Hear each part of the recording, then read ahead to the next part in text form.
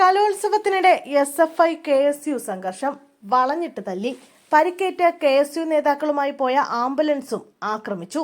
കാലിക്കറ്റ് സർവകലാശാല D zone കലോത്സവത്തിനിടെ KSU SFI സംഘർഷം. പ്രവർത്തകർ ഏറ്റുമുട്ടിയതോടെ കലോത്സവം തടസ്സപ്പെട്ടു. മാള ഹോളി ഗ്രേസ് കോളേജിലാണ് ഇത്തവണ ഡി സോൺ അരങ്ങേറുന്നത്. ആക്രമണത്തിൽ നിരവധി വിദ്യാർത്ഥികൾക്ക് പരിക്കേറ്റു. പരിക്കേറ്റ KSU നേതാക്കളുമായി പോയ ആംബുലൻസ് CPM DYFI പ്രവർത്തകർ ആക്രമിച്ചെന്നാണ് ആരോപണം. ജഡ്ജ്മെന്റ് ചോദ്യം ചെയ്തതാണ് സംഘർഷത്തിന്റെ തുടക്കം.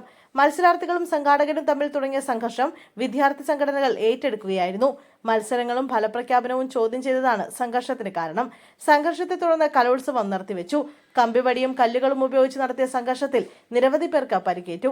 സംഘട്ടനം കടുത്തതോടെ ഡിവൈഎസ്പിയുടെ നേതൃത്വത്തിലുള്ള പോലീസ് സംഘം വിദ്യാർത്ഥികൾക്ക് നേരെ ലാത്തി വീശി.